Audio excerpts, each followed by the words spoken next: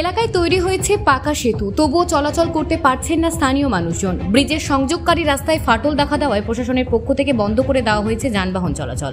বালুরঘাট ব্লকের জলঘর গ্রাম পঞ্চায়েতের পশ্চিম গঙ্গাসাগর থেকে রাধানগর যাওয়ার রাস্তায় কাশিয়াখাড়ির ওপর পাকা সেতুর দাবি দীর্ঘদিনের পর অবশেষে ব্রিজ তৈরি হয়, কিন্তু সংযোগকারী রাস্তা না থাকায় পুনরায় গ্রামবাসীদের আন্দোলনে অবশেষে তৈরি হয় ব্রিজের দুই পারে সংযোগকারী রাস্তা।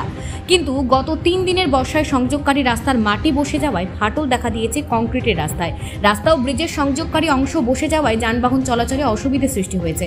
যানবাহন যাতায়াতের অসুবিধা হওয়ায় বালুরঘাট থানার পুলিশ এসে ব্রিজের দুদিকে বাঁশ বেঁধে দিয়ে আপাতত যানবাহন চলাচল বন্ধ করে। ফলে ব্রিজের ওপর দিয়ে সাধারণ লোকজন হেঁটে চলাচল করলেও যানবাহন চলাচল বন্ধ থাকায় সমস্যায় পড়েছে বেশ কিছু গ্রামের মানুষ। জানা গিয়েছে ব্রিজের দুদিকে সংযোগকারী রাস্তা 100 দিনের মাটি কাটার প্রকল্পে তৈরি হয়। সেই নতুন রাস্তার উপর কংক্রিট রাস্তা তৈরি হয়, যার ফলে 2-3 দিনের অনবরত বৃষ্টিতে রাস্তার মাটি বসে যায়, কংক্রিটের ফাটল দেখা দেয়। গ্রামবাসীরা দ্রুত রাস্তা মেরামতের দাবি জানিয়েছেন। ব্রিজটা খারাপ হয়ে গেছে, ব্রিজটা ডাউন হয়ে গেছে। কেন ডাউন হয়ে গেল? থেকে মাটিটা অনেকটাই সরে যাওয়ার জন্য ঢালাইটা একদম নিচ থেকে একদম অনেকটাই ফাঁকা হয়ে গেছে, তার জন্য ঢালাইটা নিচে ডাউন হয়ে গেছে অনেকটাই। এই রাস্তা তো বেশি দিন তৈরি হয়নি শুনেছি, কবে তৈরি হয়েছিল? মোটামুটি 2.5-3 মাস হবে হয়তো এই রাস্তা তৈরি হয়েছে। 2.5-3 মাস হলো এটা ঢালাইটা হয়েছে।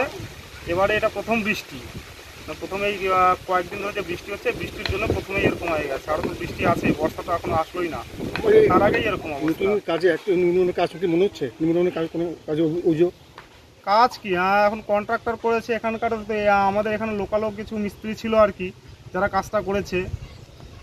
তো কি মনে করছেন, কাজ কি নিম্নমানের হয়েছে তাই কয়েক মাসের মধ্যে ভেঙে গেল রাস্তাটা? কাজটা যেটা হয়েছে সেটা তো এটা তো যেরকম কাজটা হয়েছে সেটা তো ঠিকঠাক হয়নি ধরতে গেলে। ব্রিজটা রাস্তা থেকে অনেকটা নিচু, এবার নিচু হওয়ার জন্য ব্রিজটার উইং ওয়ালগুলো যেটা আছে, উইং ওয়ালগুলো ফেটে গেছে। সেই অনুসারে নতুন মাটি অ্যাপ্রোচ রোডে দেওয়া আছে। রোডে কালকে প্রচণ্ড বৃষ্টির কারণে মাটিগুলো একটু ধুয়ে গেছে।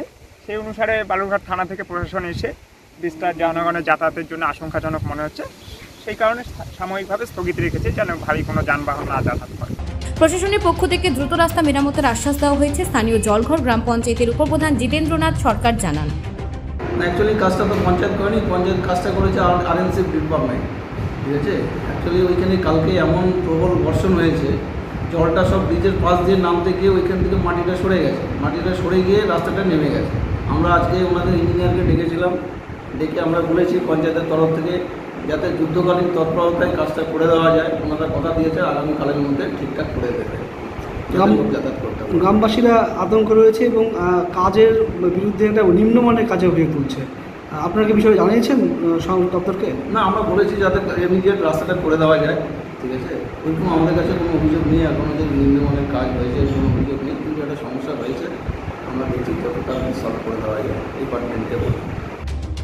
বালুরঘাট থেকে রিপন ভৌমিকের প্রতিবেদন, নিউজ টুডে।